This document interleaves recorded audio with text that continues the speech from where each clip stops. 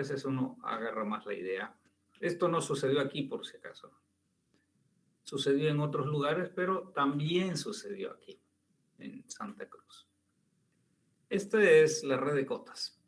Por si acaso, la red, no al detalle, pero más o menos.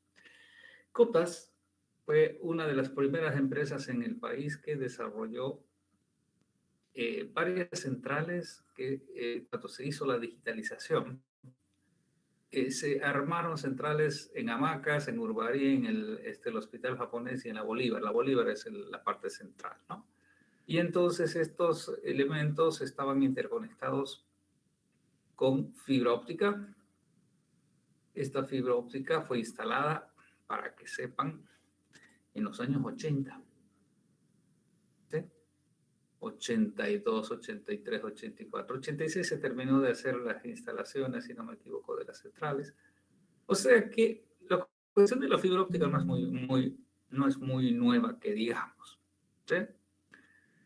Imagínense Santa Cruz, cuántos años antes estaba en otro, ¿no? En Estados Unidos o en Europa se estaba ya manejando fibra. Pero bueno, ese no es el tema. El tema es el siguiente. Cotas, ¿qué servicios nos da? ¿O qué nos puede dar o qué nos daba? Nos daba telefonía fija como parte inicial. Ese era el servicio básico. Sí, el servicio básico. En los años 80 lo único que daba era telefonía fija. No había ningún otro servicio. Entonces, ¿qué hicieron? ¿Y por qué hicieron este concepto de distribuir entre centrales? Porque la distancia máxima hasta la que se llega más o menos adecuadamente desde una central telefónica hasta el abonado último, estamos hablando de 3, 4 kilómetros, que llega más o menos de manera óptima, ¿sí? Entonces la central Bolívar, que era la única que existía en la época, llegaba hasta el tercer anillo a rajarse, ¿no? Porque el cable no va directo, porque va dando vueltas por allá, por acá, etcétera. Entonces tenía un rango de cobertura, pero ese rango de cobertura no cubría toda la ciudad, por lo tanto, se vieron obligados a poner otras centrales para cubrir la mancha urbana de Santa Cruz en esas épocas. Estamos hablando de los años 80, 90. Y bueno, sí, lo hicieron y funcionó. Pero muy rápido se dieron cuenta de dos cosas. Uno, primero empezaron a aparecer barrios que excedían de lo que podían brindar Urbarí, Bolívar, etc. Por ejemplo, de Urbarí estaba colgada el kilómetro 6 hacia La Guardia, digamos, ¿no? Todo ese barrio. Empezaron a aparecer barrios, y no uno, muchos barrios, ¿no? La Villa Primero de Mayo, Plan 3000, etcétera, etcétera. Ninguna de las centrales telefónicas de Cotas llegaba con el servicio telefónico, que era el primero que estaban dando. Pero después, por los años 80, entre 80 y 90, quizás los 90, empezaron a dar ya otros servicios, ¿sí? Internet, pero también TV cable. ¿Sí? Y empezaron a desplegar redes y más o menos el mismo tema, ¿no? Las redes de TV cable tienen una distancia máxima, era una red separada a la red telefónica, por supuesto, son cables coaxiales y todo eso lo que hemos visto ya en la clase anterior, ¿no? Hemos hecho HFC. Entonces, todo lo que hizo, se montó una segunda red encima de esta, ¿no? Encima de esta.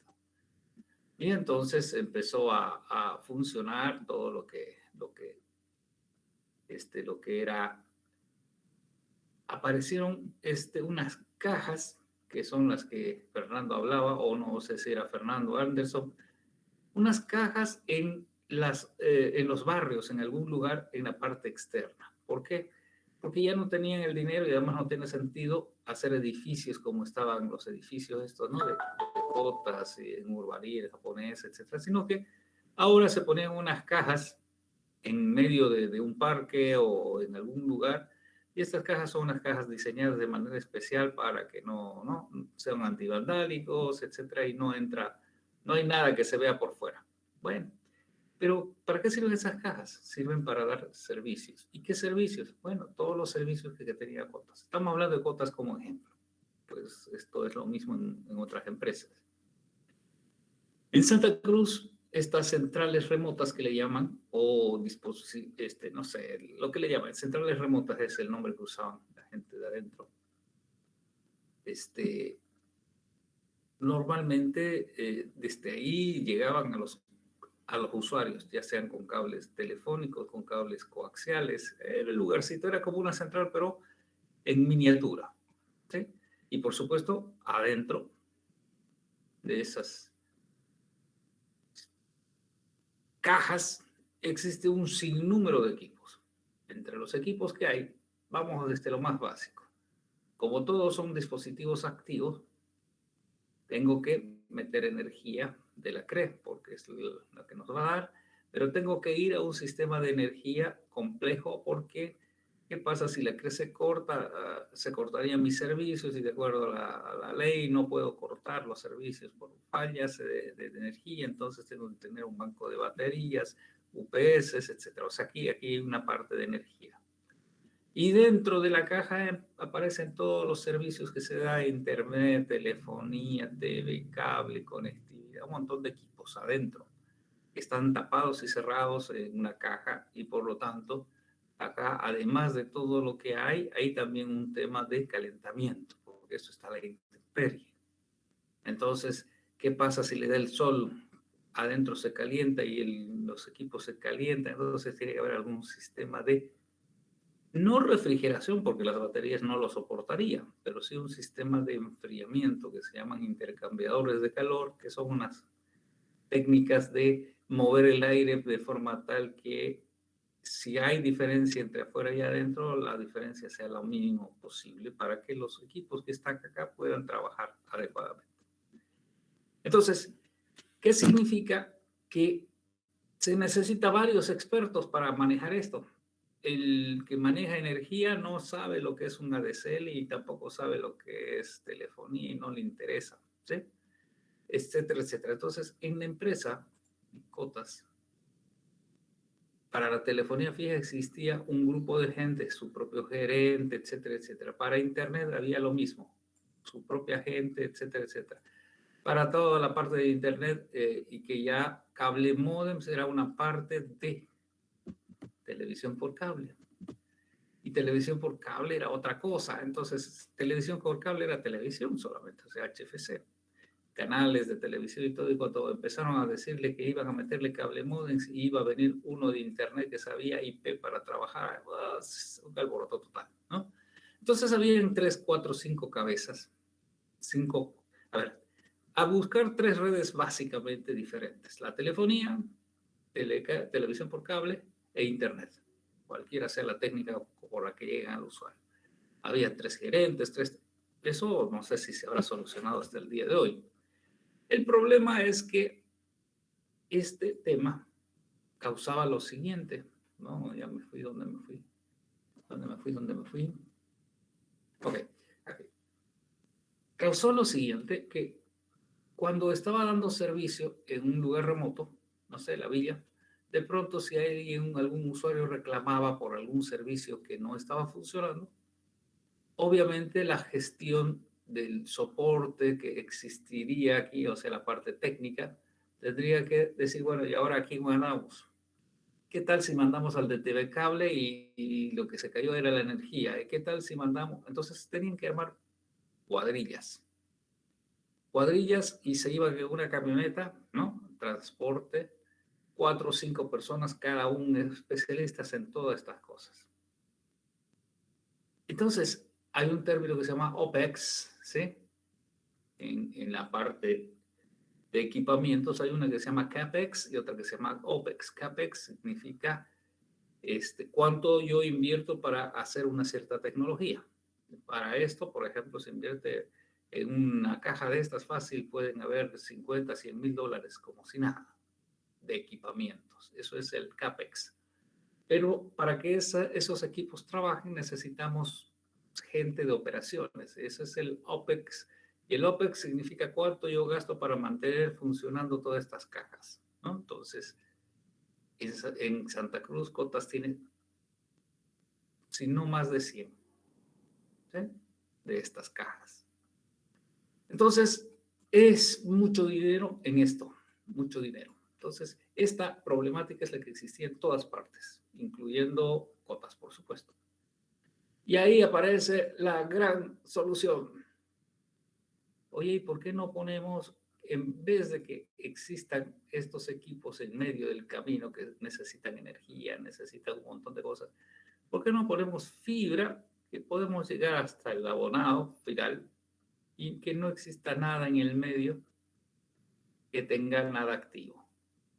Bueno, la idea es buena, pero no es tan simple decir, bueno, a partir de ahora estas cajas ya no funcionan. No es así, porque ¿y cómo recupero la inversión de esto? ¿Se entiende? Ya está invertido, ya están los equipos aquí puestos. Y ese es su lastre que tiene ahora, digamos, Cotas, ¿no? El lastre que tiene es que tiene invertido un montón de dinero en muchos equipos y no es cuestión de que yo lo retiro y voy a poner otra cosa. Quizás esté poniendo fibra óptica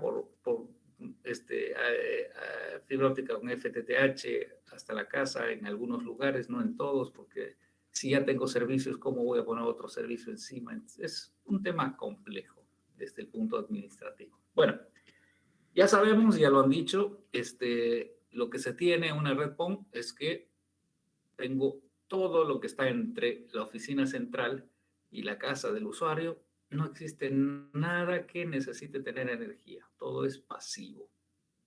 Y al ser todo pasivo, significa que me economicé de todas esas gentes que tenían que ir y todos esos técnicos, ¿no? Todas esas cosas ya no necesitan estar pendientes de ello. Bueno,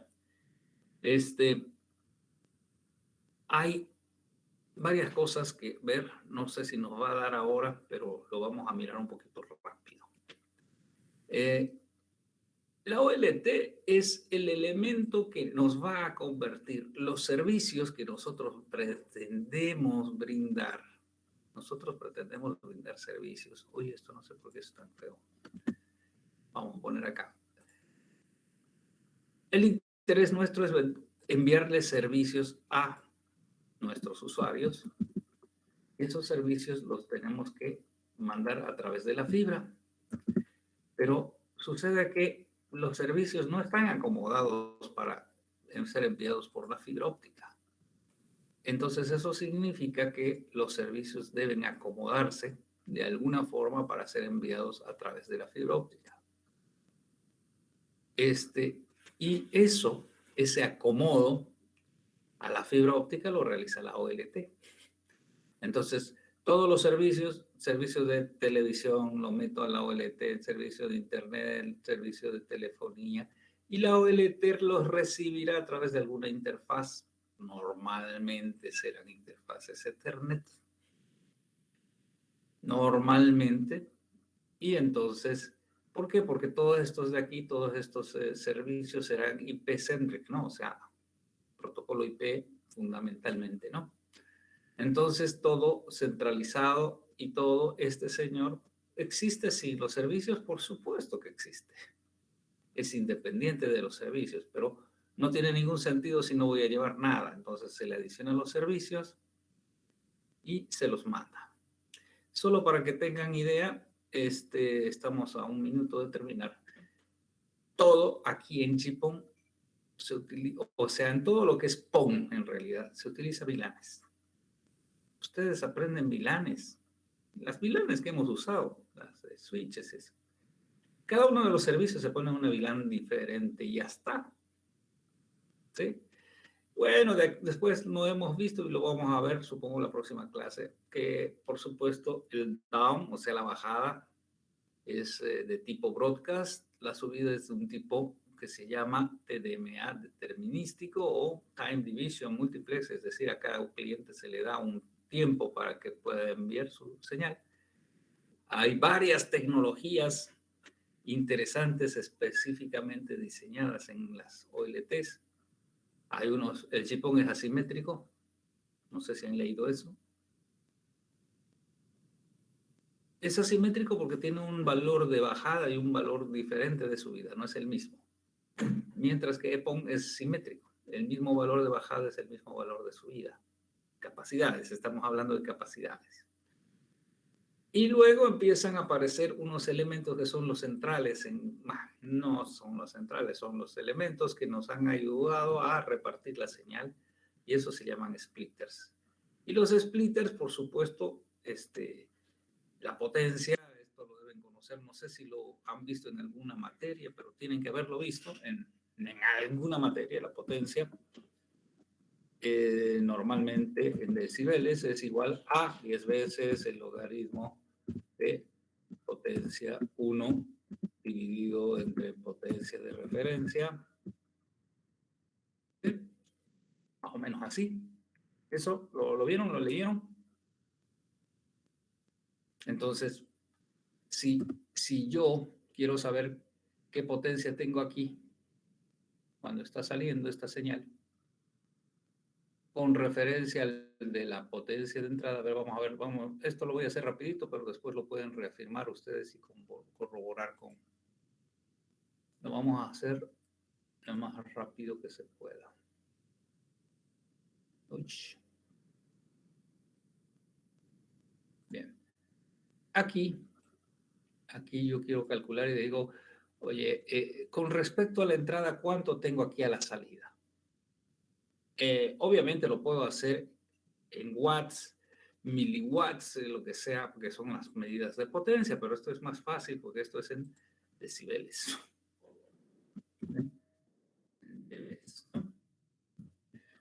¿Por qué es en decibeles?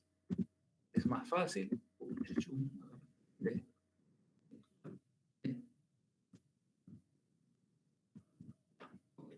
qué en decibeles? Porque los decibeles. ¿Qué sé yo? Ahí, debe. ¿Por qué en decibeles? Porque en los decibeles se puede sumar y restar y es muy fácil. Ok. Esta es la de referencia, es una potencia de 1 milivatio, por lo tanto es un valor de 1. Entonces, fíjense lo que sucede aquí. Si yo meto 1 de cualquier cosa, un mega, un mili, un lo que sea, un 1, cuando yo me meto un divisor pasivo, equilibrado además, es decir, que las dos salidas, la probabilidad de que salga por un lado y por el otro es la misma, entonces es una divisoria, una división de la luz. La luz que llega a este lugar se divide en 2 pedazos, por lo tanto en cada pedazo sale 0,5 en teoría.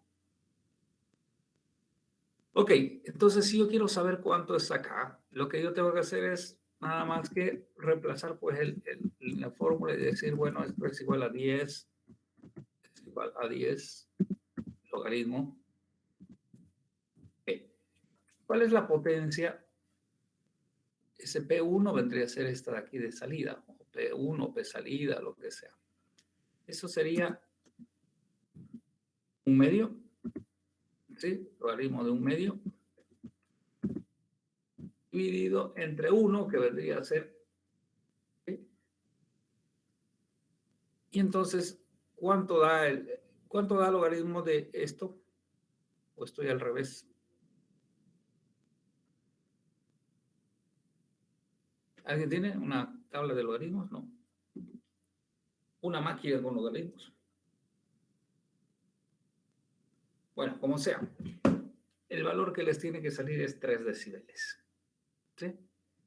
Cuando yo voy a dividir una señal en 2, cuando bajo a la mitad de la potencia, tengo un valor de 3 decibeles.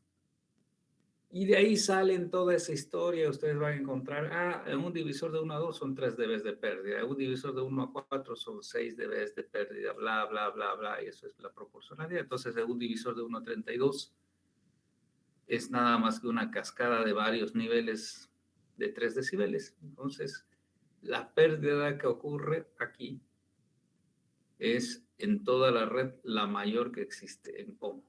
En PON, donde se pierde es en los divisores. Porque en la fibra óptica es muy poco. La fibra óptica pierde cada kilómetro 0,3 dB. O sea, no es mucho.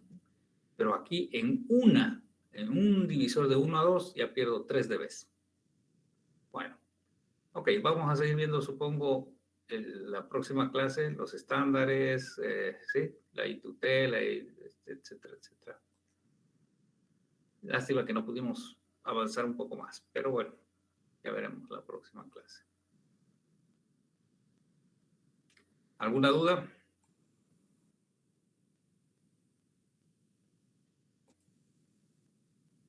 ¿Dudas? ¿Nada? Están medio bucarros, el frío. Bueno, nos vemos entonces el día viernes. Vamos a seguir sobre esto, no hay tarea. ¿Sí? Pero es importante que lean un poco más, a ver qué más encuentran de qué. Lean Japón, Bepón, desde donde esté el inicio, digamos, ¿no? ¿Qué fecha? ¿Cuándo fue la primera vez que se instalaron estas redes PON? No fue aquí, por supuesto, en Estados Unidos, ¿no? Van a encontrar cosas interesantes. Nos vemos, jóvenes. Hasta el viernes. Bueno.